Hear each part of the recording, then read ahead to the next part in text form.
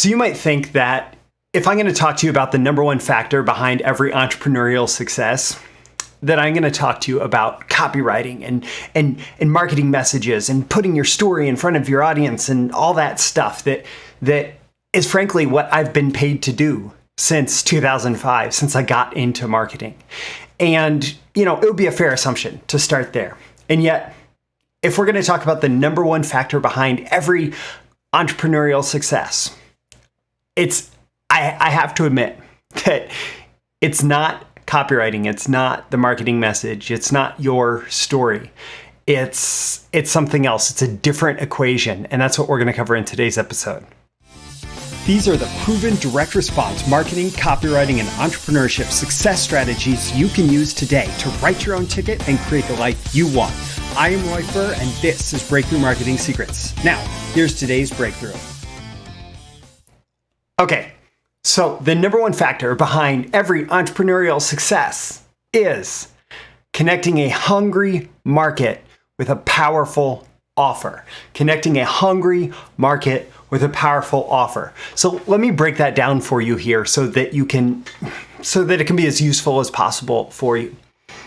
So if you've been in direct marketing for very long, you've probably heard either directly, you've read Gary Halbert talking about the starving crowd, or you've heard countless people reference Gary Halbert's starving crowd approach, which is basically, so he used to in a seminar, like say, okay, let's say we're both creating hamburger stands, and our goal is to create the most profitable hamburger stand possible. So I will let you have any one advantage you want. I'll take any one advantage that I want, and I guarantee that I'm going to win every time. And so he'd go around the seminar room. He'd ask people what advantage they wanted, and it would be like better ingredients, a unique hamburger recipe. It would be some whatever location, whatever, right? He'd give them opportunities to put forth all these different ideas. And Gary would say, I just want a starving crowd. I just want, like I'll go set up outside of a factory at lunchtime when people have 30 minutes to eat and they need a burger ready, and it doesn't even matter if it's good. It just needs to be food because they're starving and they want to eat. Right? And, to some degree, I will agree with that. But it's not just that. It's not just that. So a hungry market, I say a hungry market, kind of in reference and in homage to Gary Halbert's starving crowd. But what this is you need a market of people who share the same problem, right? A market of people who have a problem that they want to have solved. And it should be a market that you can approach, that you can connect with, that you can identify, that you can target, that you can put your message in front of, right? So it's an identifiable group of people who share the same problem, who are ready, willing, and able to buy. And so a starving crowd, like setting up in front of a factory as they're on lunch break, like that's a great place, of course, to serve this starving crowd. It's people who share the same problem. They're all hungry, who are ready, willing, and able to buy. Presumably they all have jobs, and they're there, they're ready, they're willing, and they're able to buy your hamburgers, right? But not everything necessarily lines up with that. You can have people who are not physically starving, right? Who may not be in that same acute state of like, I just need something, right? But who still share a problem and who are still ready, willing, and able to buy. So for example, I got my start in marketing at an IT training company that honestly, like their copywriting, their marketing messages were okay. They weren't that great. And in the context of direct marketing now, I know I could do so much better. And yet this company was wildly successful because there was a very hungry market. So there were people who shared the same problem. They needed better careers in IT, who were ready, willing, and able to buy training to help them get the certifications that would get them the better careers in IT. So it was a hungry market. But then importantly, let's transition here to the powerful offer.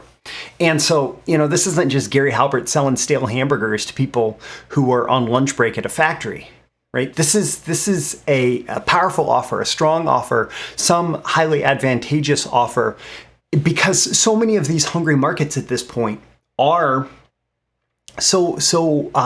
they've been so heavily sold to that you really do need an offer that stands out, that's unique, that's different, that offers some advantage over every other option available to them.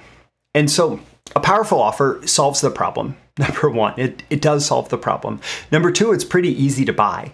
And easy could mean a lot of things. It could mean price. It could mean the buying process. It could mean the terms of payment. For example, houses relatively are easy to buy, even though they're as expensive as ever in the United States right now, because the mortgage terms are highly advantageous. It's easy to get a long-term loan that allow you to pay off the house over time.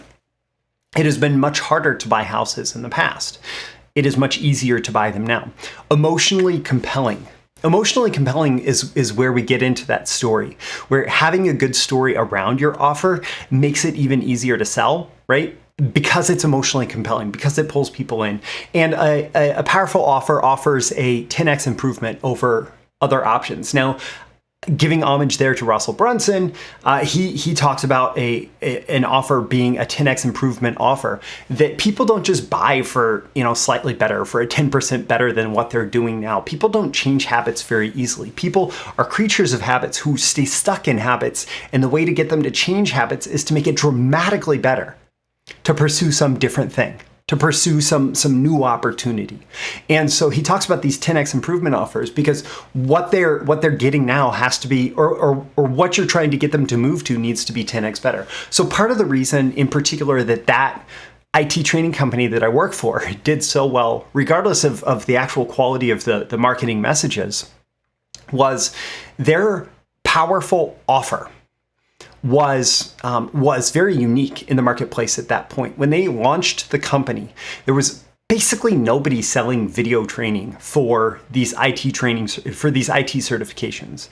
And so typically what you would have to do to get a certification is you would have to go to some in-person training class, like either at a community college, maybe if they had it, or a technical college if they had it, or at a boot camp where you would actually travel and stay in a hotel for a week, and you'd go have to work there, and you'd be out of work for the week, and it would be really expensive.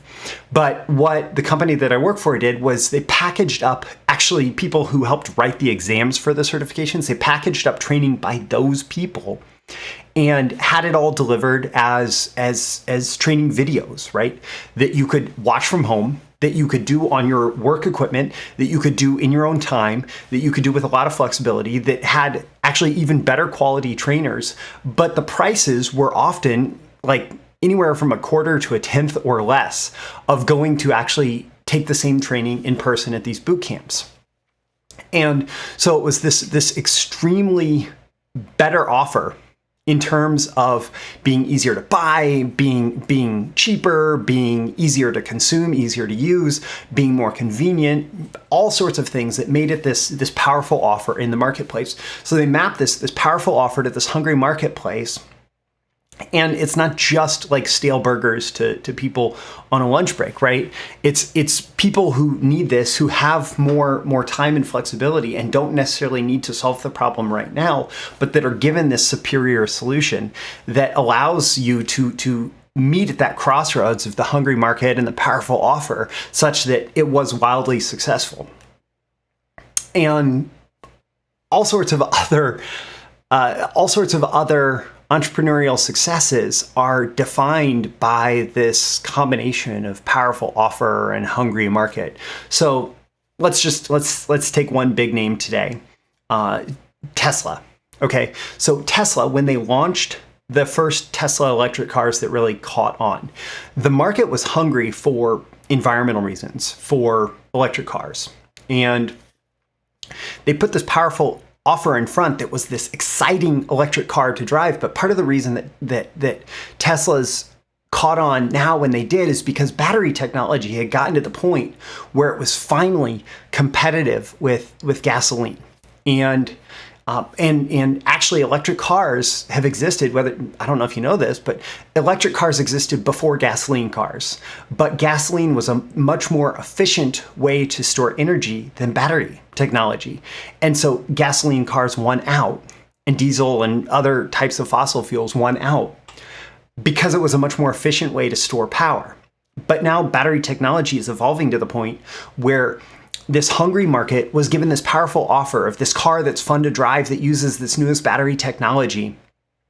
And it came together at just the right time. And Elon Musk recognized at just the right time that this was a hungry market plus a powerful offer. And any type of presentation of that offer was just like icing on the cake, right? And Apple, like when they launched the original iPods, right? It was 10,000 songs in your pocket, but there were so many, like the hungry market was people who wanted to listen to music and not have to switch between CDs, not have to carry CDs around. And the powerful offer was being able to put 10,000 songs in your pocket and listen to them and go with them. The hungry market was for iPhones was people who want to use their computers on the go, who don't necessarily need all the features of a computer, but maybe want to be able to check the email, check weather, check the internet, whatever, check some basic stuff, right? So it's this hungry market of people who want access to different type computer functions on the go. And the powerful offer was all of the computing improvements that allowed them to take a computer that maybe 10 years before was a desktop computer and shrink it into something that could fit into the pocket, and then put a very easy to use user interface on the front of that, so that when they launched the first iPhone, that it was that. And so again, like there's so many stories that if you break them down, you say, okay, something was going on in the marketplace that made it a hungry market for this thing. And then something was put together to make this powerful offer that solves the problem, that's easy to buy, that's emotionally compelling, that can be presented in that emotionally compelling way, that offers a 10x improvement over what's out there. And it's the combination of those things that really makes an offer take off and makes it honestly so much easier to sell. Gary Bensavinga has taught, like copywriting hero Gary Bensavinga has taught, that a gifted product is mightier than a gifted pen, which is a quote actually from Ross Reeves before that. And both of them agree that what that means is that a really good offer, a really powerful offer. And the reason an offer is so powerful is because it does connect to a hungry market that's ready for it.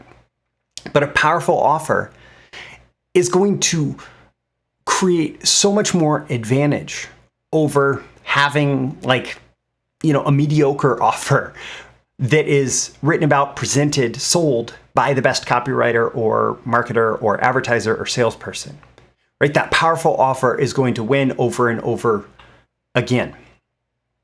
And then again, icing on the cake, like icing is what makes cake look exciting, right? And so understanding all those things that are the marketing strategy and implementation and the sales processes and online funnels and all of that stuff, that's how you make sure that your powerful offer is presented to the hungry market in the best possible way to achieve the success, right? But like you need to start with a powerful offer that is presented to a hungry market, and you do that with good marketing, and then it's even easier to succeed. And if you want to actually check out my BTMS Insiders training library, it's how you put the icing on the cake. And there's a little bit of, baking the cake itself built into every single training that I do, because this is so foundational to effective marketing. And so the BTMS Insiders training library, it's like Netflix, but for my copywriting and marketing training. So you pay one low monthly fee, you get access to everything, and I'll include a link with this episode if you'd like to check it out, so that when you have a powerful offer for a hungry market, you're able to present it in the best possible way. So that link's in the description. I'm Roy Furr. This has been your daily episode of Breakthrough Marketing Secrets. Leave a comment or review with this episode. Let me know on a scale of 1 to 10 how valuable you're finding it and why. What are your action items? What are your takeaways? What are you going to do to make your offers more powerful and make sure that you're speaking to a hungry market? Let me know in the comments with this. this, also tap that like button before you go so you get more content like this delivered to you. And so the magical algorithms of the internet will share it with more people like you who will find it valuable. Share it with folks directly too, and subscribe before you go. You can subscribe here. Also go to breakthroughmarketingsecrets.com. Sign up, get my daily emails Monday through Friday that include episode notifications plus more exclusive content for email subscribers. I, again, am Roy Furr. Thanks for tuning in for this episode, and I always aim for 10 out of 10 value. Hope I've delivered it here. I'll catch you again next time. Thank you once again for tuning in to this daily episode of Breakthrough Marketing Secrets. Remember, check out the links with this episode for even more value. Now make sure you like, comment, share, subscribe, and engage in every way you can to keep this show going and growing and delivering daily value to you. I'll catch you soon for your next big breakthrough.